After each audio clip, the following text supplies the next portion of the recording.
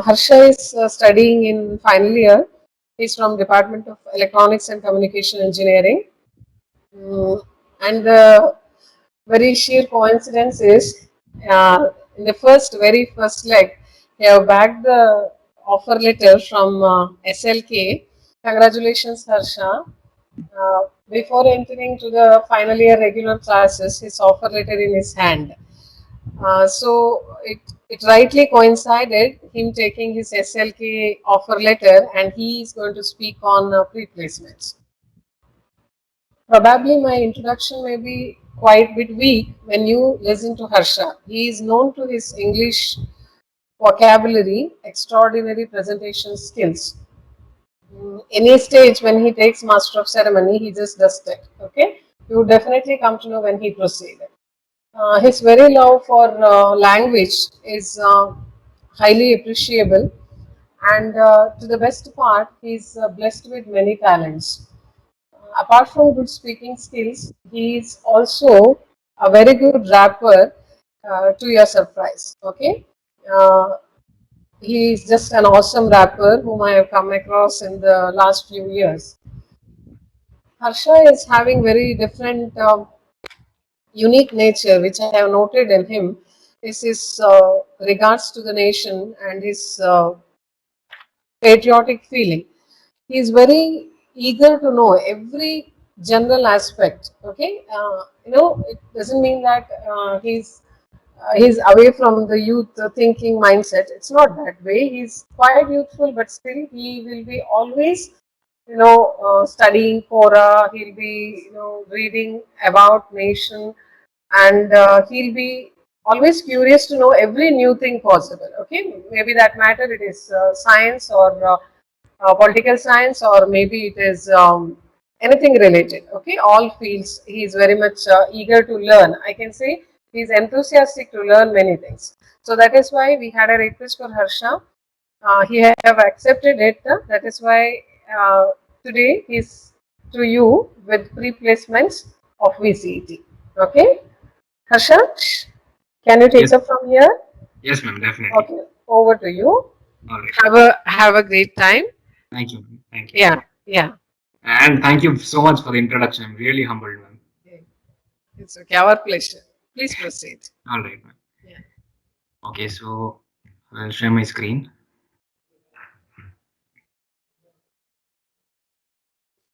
Okay. So is my screen visible, everyone? Yes, it is visible. Yes. All, Yes. all right, awesome. So, okay, so good morning, everyone. I'm expecting all of you to reply. That would be very sweet. Good morning. Good morning. Good morning. Good Good morning. morning. Good morning. Awesome, awesome. Because a lot of times with this whole online situation going on, like a lot, like less responses is pretty depressing for the most part. But we are off to a good start. This is pretty good. All right, so this is welcome to VCET Connect 2021. I'm Harsha CS. Like ma'am said, I'm a seventh semester student of electronics and communication. I'm going to talk to you. I'm just going to give you a few insights about pre-placement training. So yeah, here we go. Pre-placement training. So placements, you've surely heard of them, right? So a little preamble of sorts before we head further. So, a placement is a colloquial term for on campus recruitment drives during senior year of an undergraduate or a postgraduate course. That is pretty much self explanatory. And I know that even you people are capable of just reading this out, so I don't need to do that for you. But still, this is what it is, in just a little definition sort, going the textbook route. So, a few thoughts to ponder over. Why are most of you studying engineering? So, these aren't questions which you have to answer to me. These are questions which you have to ponder over yourself. So, and what plans do you have later on? So, right now, all of you are freshers. So, you still have 3, 4 more years to go. So, there is a lot to be accomplished. There is a lot that you can achieve. So, if you have a specific goal a place where you wish to see yourself in 4 to 5 years from now, trust me, the whole engineering process is going to be such a smooth sail. And related to that, how many of you have pinpoint precise goals? You need to know what kind of goals you have, and they need to be so specific. They need to be to the accuracy of a pinpoint of a needle. Okay, so what's the big deal with placements? Could it really be that tough? Well, no, really. It's all a matter of perceived efforts. It's all, like they say, perspectives are subjective. One person may find it to be a huge mountain, another person might be looking at it like a deep down valley. So it's all a matter of perceived efforts. A boon when it's done before graduating, at the same time, no pressure. It can be a bane, optional, if you have to look for it out in the open. What I'm basically saying is that when you're graduating, before you graduate, if you land up a job, an offer letter in your hand, whatever be the salary, whatever be the CTC that they offer, it is still a huge safety net. It is a fallback option for you to venture into the unknown, into uncharted territories, and can be a being optional. I'm mentioning optional because it all depends on your mindset. You can walk out from this campus even if you don't have a job, even if you maybe had less grades due to some personal reasons. It won't be a matter because as long as you have the mindset, as long as you have the passion to do something, no one can stop you. Literally, no one can stop you. So, like I said, a boon when it's done before graduating. And just like I shouldn't be calling myself an example, but if it's done before entering your final year, you can have the best final year of your life, even whether it's online or offline. There'll be no one to disturb you. You'll be free to focus on all your work. You can get the maximum productivity of the one last year of your engineering and a lot more. So get your basics and priorities sorted right now. Start building your CVs or resumes. Your basics and priorities in the sense. Let me start with priorities. That is what I meant by pinpoint precise goals. And your basics, you have to know, like even though you're just students now, and in 3 years you'll be NCGs. The industry refers to these people as NCGs, that is new college graduates. You will be NCGs in a couple of years. That at that time you will have not much exposure to the corporate or the industry, wherever whatever field you'll be looking at. So you'll have to get some basics about it strong right now. So like this is what it had normally happens. This is a small story. A person is hugely passionate, crazy about automobiles. All his childhood he dreams about designing cars and working on all of their technology and everything. He does his automotive engineering, excels its flying colors, and then joins Mercedes Benz to do what? His manager is giving him a role of designing a small mirror because that is the part of the whole system, isn't it? So you have to know how the industry functions. I know it doesn't come to everyone. It doesn't manifest out of everyone just like that. So you need to connect with the right people. Thankfully, since everything is going online, most of us do have on internet facilities, at least to a bare bones minimum level. So there is LinkedIn, there is all sorts of Glassdoor and other websites on the internet through which you can connect with the right people. And people in the corporate, whether they're strangers to you, will always be willing to give you guidance on anything. And start building your CVs or resumes. Can anyone tell me the full form of CV right now? Anyone? Curriculum vitae. Exactly. So it's good that you know it because a lot of people they just go with the flow. They just jump the bandwagon and keep calling CVs, resumes as the same thing. There is actually a little difference to them. That's a topic for a different day. But you might think that I'm just in first year. I haven't done any projects. I haven't done anything else. What can I add in resume? What is this guy speaking about? That may not be the case. Stick to a format, look up formats online, start building your resumes right away, whether you have any kind of content or not. So that suddenly when you go out, suddenly when someone asks you, okay, show me your resume, let's see what you've got. You'll at least have some content to show them. Like these are my skills that I have right now. These are my interpersonal skills. These are the kind of things I can do. These are my areas of interest. If you have these things sorted out, people will know that you are focused. You can make jokes all day, you can do anything you want. But when you have solid proof of a resume to show to people, people will understand that you are someone who has seriousness in life. Now we move on to the colorful bits. What preparation it takes to get placed. Who out there helps us learn? So I've actually divided this presentation into two chunks. The major chunk is I'll be giving you my insights, and the minor chunk will be about how VCT supports you. I know it sounds like a little contradictory to what is supposed to be happening, but let me tell you, this is going to be worth it. So your resumes, four basic points. Keep it precise. It should not exceed 2 pages.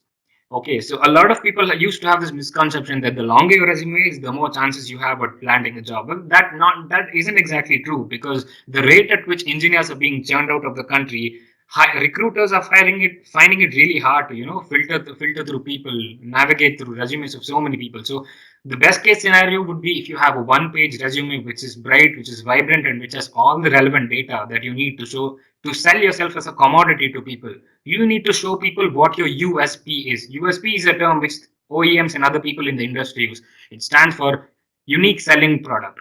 Okay, so then your resume is your question paper. See, when a recruiter sees you, he doesn't know anything about you besides your name, maybe your grades.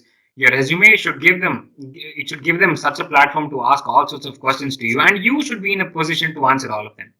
Have complete knowledge of the project in the resume. So when we were in first year, we did not know. We just heard that final year projects are there. There's many projects and everything. But what exactly is the format? No, we didn't know any of that.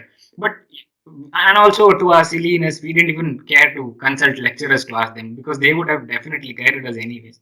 So that is what you should be doing. You should look at 3 years ahead. Do not be myopic. You should see how things will be when you're in the final year. What are the kind of things you should be prepared for when you reach the final year?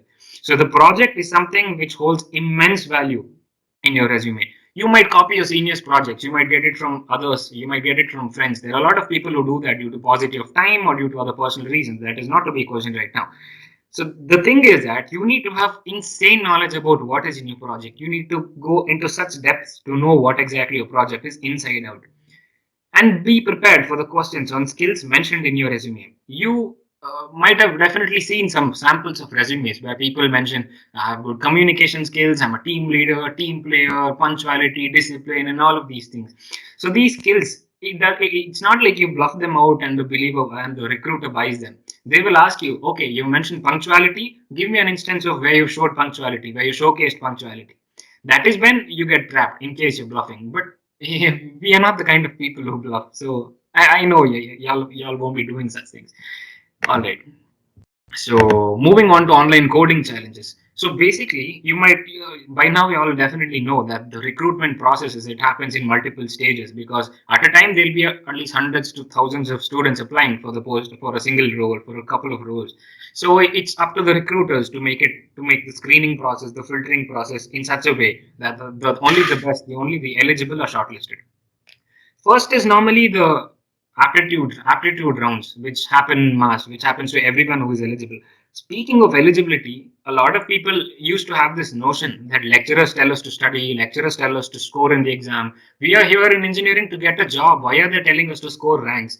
Honestly, even I came from the same place. I came from the same ideology and mindset. It was just later that we realized that in case you need to enter all these coding challenges and rounds, you need to have this bare bones minimum requirement to fulfill the eligibility and make it through. Because after that, no one's going to ask you why are your grades less, why are your grades more. No one is going to ask you that. But first, to get in there, they need to know that you're not someone who's just fooling around doing engineering. Okay, so that is that. And online coding challenges. Prepare for online tests based on the pre-placement talk.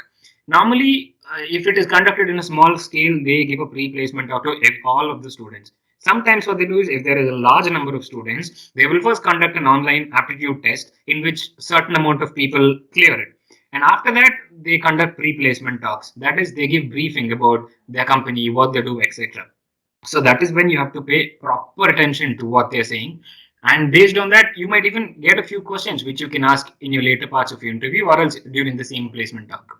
So the questions can be based on aptitude, verbal, logical reasoning, technical MCQ, or coding questions. So aptitude, it is a collective term to describe the the general aptitude of a student, of a candidate, of an eligible candidate.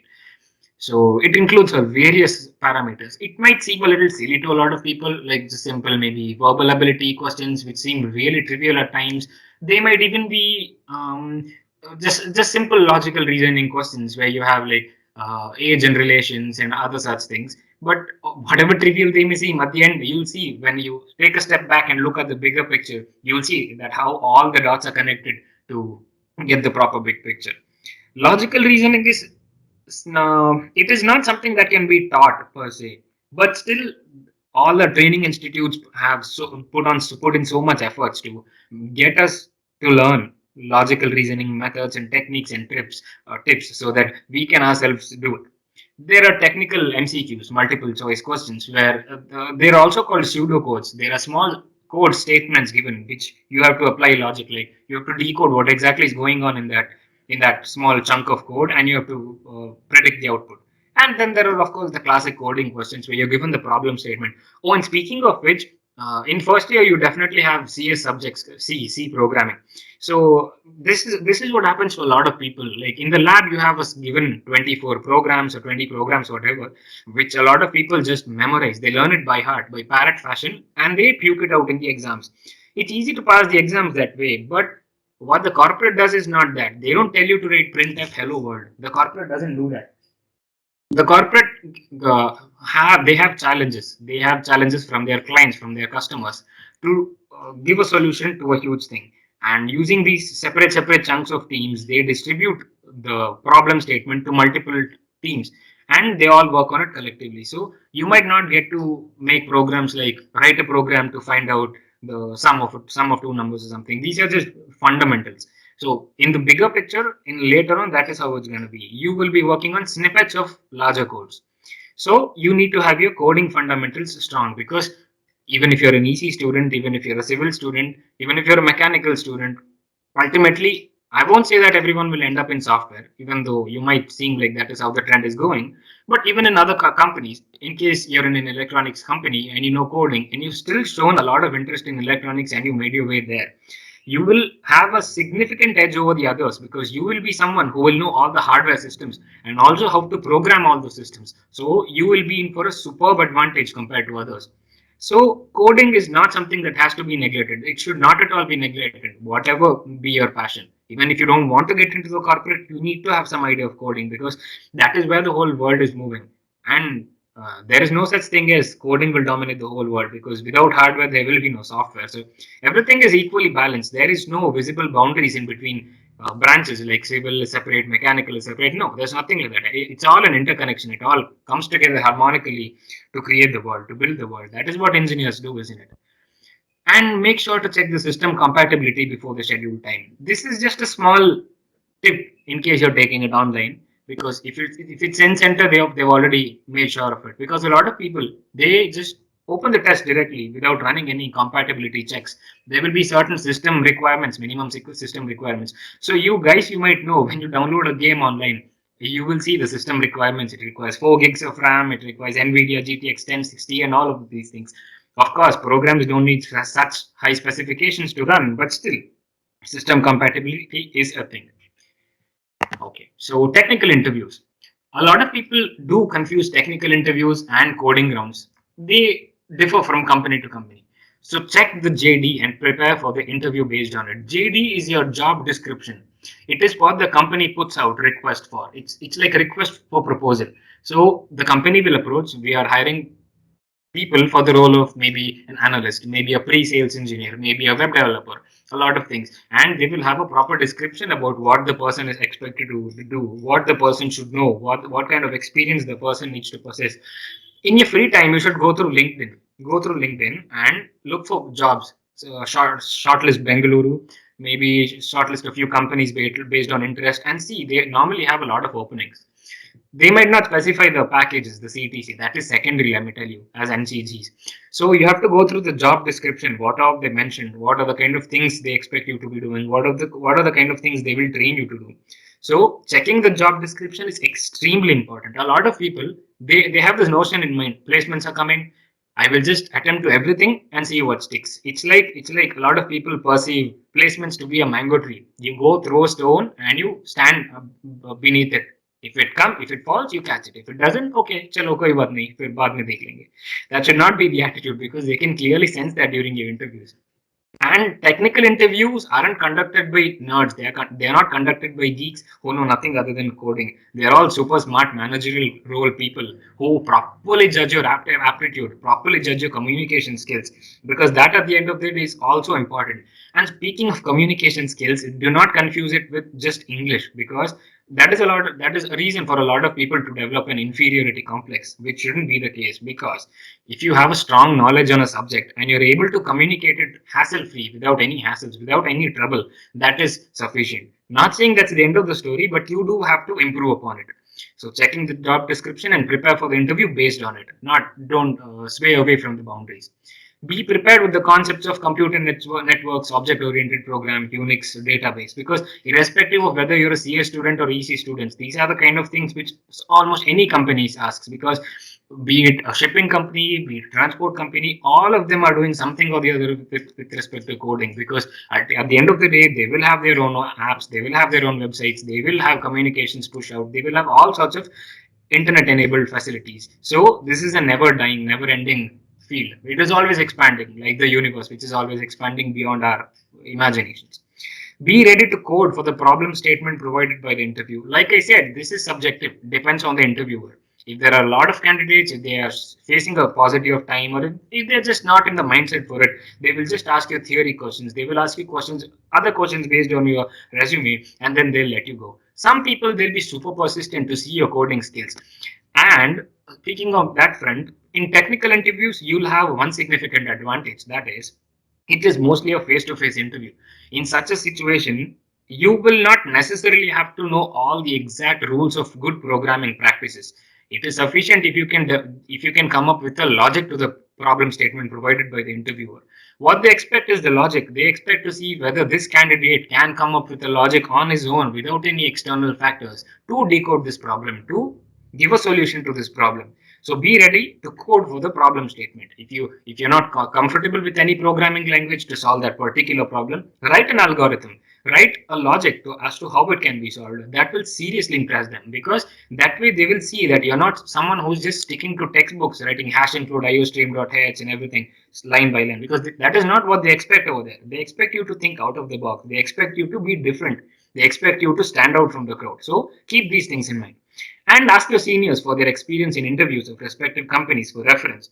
Seniors, be selective on whom you choose, whom you consult. A lot of people might misguide you. I'm not just talking about BCT. It's kind of a general rule of thumb, because they would have been a lot frustrated after a lot of things in college. I'm not blaming anyone over here, just saying unofficially.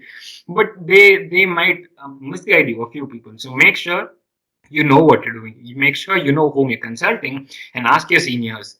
For example, if this company is coming, make sure go to the placement department and ask who are the students who were placed in this company last year, sir, and they will give you a list. Get in contact with them, get in touch with them, ask them whether they remember anything from their interview, ask them how things went, and and don't accordingly prepare, okay? Because who knows, you might get a different interview, because there are a lot of people who go out for recruitments from companies.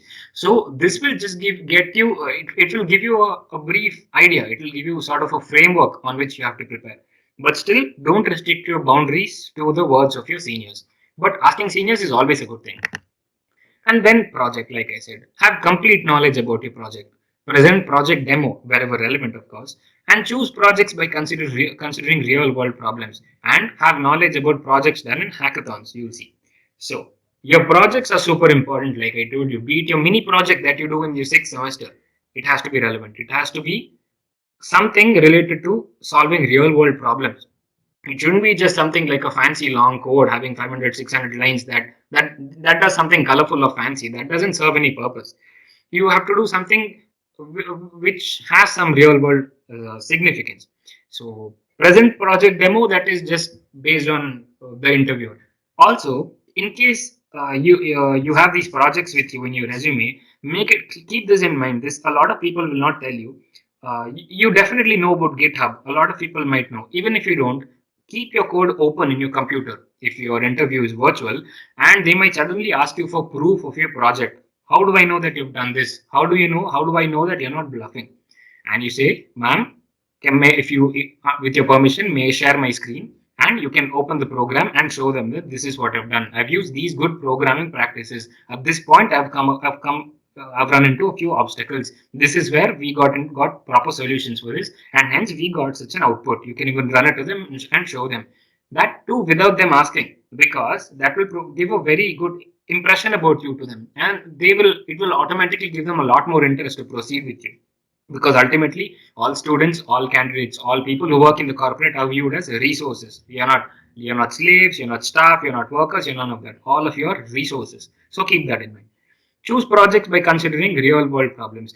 I will give you an example of the mini project that I have done, and don't ridicule me for being an EC student and doing a CS project. I know it's kind of a caveat, but we came up with a periodic table. You know, your periodic table which you studied in chemistry, because a lot of times it's mostly restricted to pages, or else you have to dig through the internet. I know internet is not a problem these days, but still, to a lot of people, we developed graphical user interface based periodic table, which had all the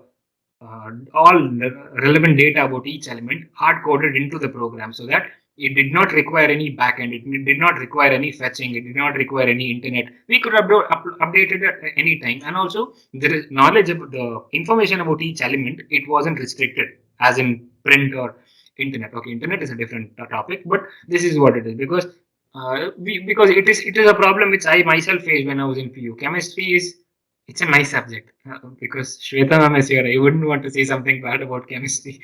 Anyways, so because it's humanly almost impossible to remember all elements of the periodic table and also all the relevant data, because we do have limitations as human, unless you're superhuman, of course. But that's a subject for another day. And knowledge about projects done in hackathons. I am not sure how many opportunities you'll get in hackathons, but that is not restricted to the college. There are national level hackathons going on all throughout the country in all months through different weeks. So keep an eye out. Keep an eye out for these hackathons in maybe HackerRank, HackerEarth, or just on LinkedIn. You'll find a lot of links to these. Do it and have proper knowledge about the project you do in hackathons, because a lot of times it is done in teams of 3-4 people, not just alone. So you will have to know that what is your contribution and what is not your contribution, and what your contribution is not, you will have to learn about it properly, because that is something which you can proudly showcase in your resume, and you will have to answer about it properly. So this is about the project. And managerial round, this is it's not it's just an optional round for people, for companies who have a lot of time in their hands. You just have to be confident. You should not lie to the interviewer. This is a very significant thing, that you should not lie. Okay, unless you're supremely smart, you still shouldn't be taking much chances, but you should not lie to the interviewer. That is what it is. And understand the situation and give the solution. See, if your interviewer asks you a question, it does not necessarily mean that you need to give the right solution all the time. Okay, what you need to do is, your approach to the problem is what matters above everything else. So even if you're not able to answer a solution, you can tell them how you can come about the solution, but you don't know how to get into it ultimately. That will impress them more than enough. And besides, managerial rounds aren't conducted in all companies. And then comes group discussion. So RoboSoft, which is based out of Udupi, they recently came. It was the first company to come to our college this academic year, to our batch, I mean, and they had conducted group discussion rounds. You need to pay attention. And firstly, before everything else, let me tell you, group discussion is not the same as a debate. A lot of people have this misconception that a group discussion means you'll be given 3-4 options. Everyone has to start screaming and make it a fish market, but that is not the case. Be courteous with fellow speakers. You need to show utmost professionalism, because all of you doing engineering, what exactly is engineering? It is known as a professional course. At the end, they expect a certain degree of professionalism from all of you. So be courteous with fellow speakers. Show all signs of your gentleman nature. Show all signs of good behavior and good mannerism. That will impress the assessors who are sitting there. Ensure that your words make sense. Just for the sake of it, don't speak. If you don't have any valuable points to contribute, it's okay. It's better than speaking gibberish. Don't be afraid to start. If you're confident about your content, if you're confident about the kind of stuff you have, the kind of matter you're about to present, do not be afraid to start. It is always a good thing. You can start, you can initiate the discussion, and the discussion can be taken in the right direction. It should not sway away from the topics. You supporting statistics and examples. Okay, of course, not everyone is superhuman to remember that India has 5,000, this many case, and all these things. So, wherever relevant, you can mention, like, the world's population is 7 billion. Out of that, so and so is happening. So these show that you are aware of whatever is going on around you. Okay, so brush up your GK. If it's a group discussion for a corporate company, it doesn't mean that you should be speaking the language of the gods. You should not. They don't expect you to be speaking all, CE language, Bijan, Strostrop, and such things. They don't expect you that. General knowledge. You need to have general awareness about you. Keep an eye out for attention to detail, and that will help you vastly excel in your group discussion. And ultimately, teamwork. See, corporate doesn't require you to be a black sheep. It doesn't look for your coding mastery.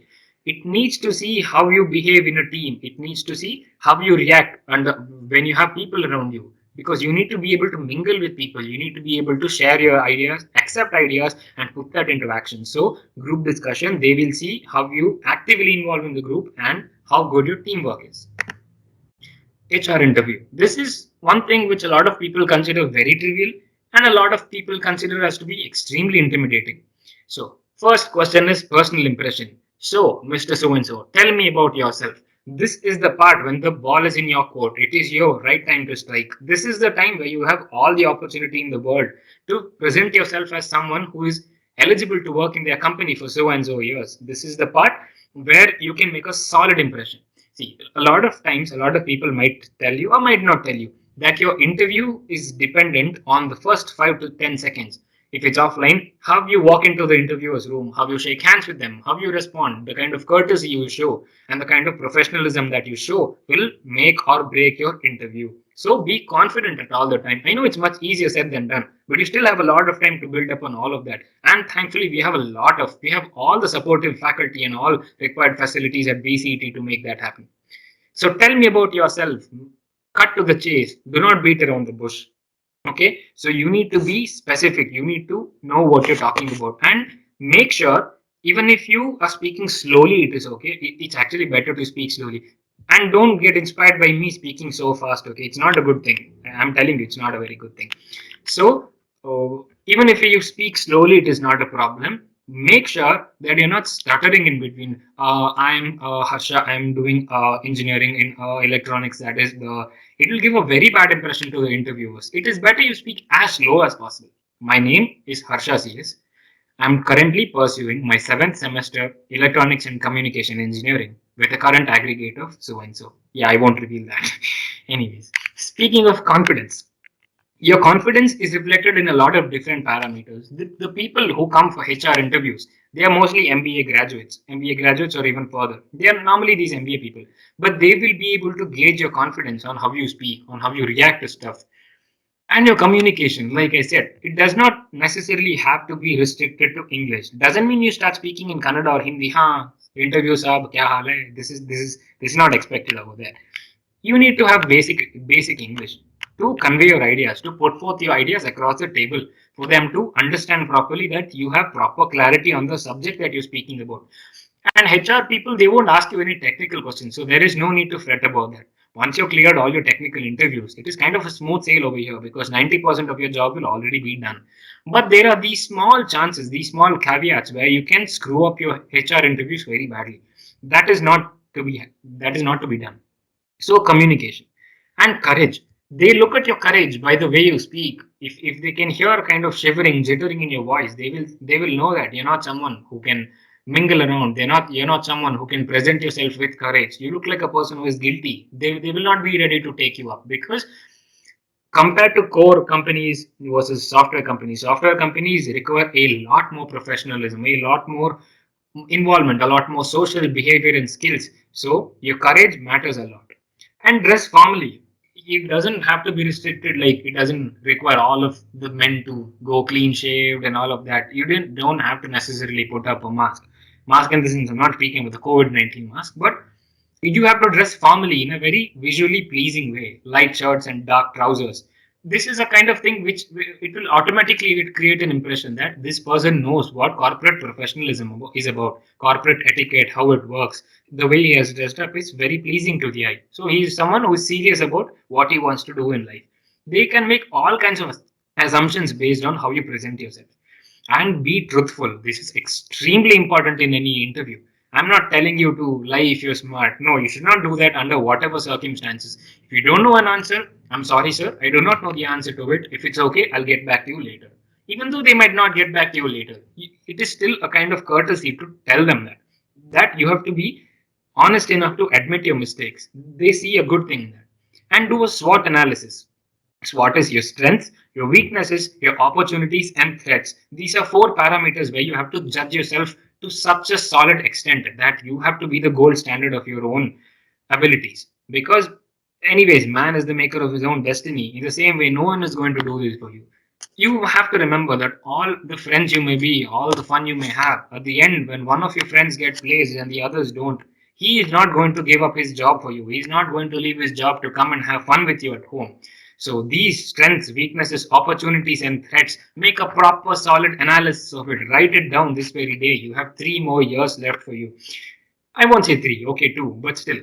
you will need to have these things ready with you in case anyone asks you these things.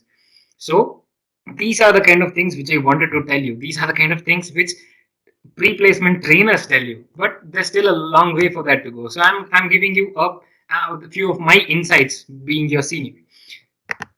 So, folks who've been training us at VCT, there is Ethnos who've been working day in day out with lots of different trainers of different across different professions. They have so many good people over there. They each person comes in, walks into your room with a different topic each, and make sure that you understand everything. So it's been a very pleasant experience with Ethnos, training with Ethnos. Then there's Q Spiders. Of course, even they have their all different branches of training, but we've mostly been involved with technical training from Q Spiders. They've taught us C, they've taught us data structures, they've taught us Java, because these are kind of the things that are booming in the industry. And few of you might have a misconception that C is an outdated language. It is not, let me tell you. It is still the god of all languages. It is still a language based on which the whole industry dances. So it's a very beautiful language which a lot of people have to be serious about. Unless, of course, you're interested in other things, I won't restrict you. And 10 seconds is a firm which we did not come with. Our seniors were associated with 10 seconds. And from what I've heard, it's been a pretty smooth sail for them too. So it might seem a little funny that this is all I'm telling about training at VCT.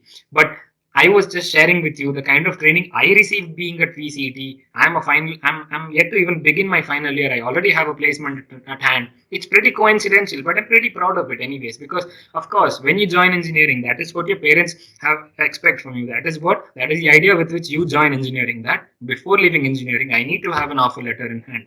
So when that happens, automatically your confidence improves even more. You'll be at cloud nine all the time. You can focus on anything you want to do, and overall it will just make you a happier and better person. You will have the safety net of, of an offer letter to venture out into the open, to venture out into the wild. So the bottom line from my presentation is keep the momentum going. VCT will always be with you. So do not stagnate at any point, okay? Because you might think it's just first year, I still have a lot of time. Amele korta replacement training and all these things might come in your mind, but that is not to be done. Even if it is very, very small, it is significant. It is never to be neglected. So keep the momentum going. The flywheel in engines, right? It just needs a little inertia to turn. After that, the momentum will keep it going. You have to be like a flywheel in an engine. Okay, and VCT will always be with you, because a lot of you, like you must have seen in the Harry Potter movies, help is always given to those who ask, even though that might not be the exact same words of Professor Dumbledore. It is kind of the same case at VCT from what I've experienced. These past 18 months being online, our lecturers have strived day in, day out, burnt the midnight oil, and made sure that we will be industry ready. And don't worry, it's just a few people for now, because companies have just started walking in. There's a lot more to go, because I have a lot of confidence in my entire batch too. We're really amazing people. And don't hesitate to speak up. If you have some language barriers in your mind, it doesn't matter. You need to speak up. That's it. Whether you speak in butler English or whatever you call it is not at all a problem. People will laugh at you. Let them laugh. You laugh with them. Life is meant to be taken as not a joke, but it is meant to be taken lightly. Why would you be serious all your life? And everything else will follow definitely. So do prepare well. All right. Good luck, everyone. Thank you. That's all from me.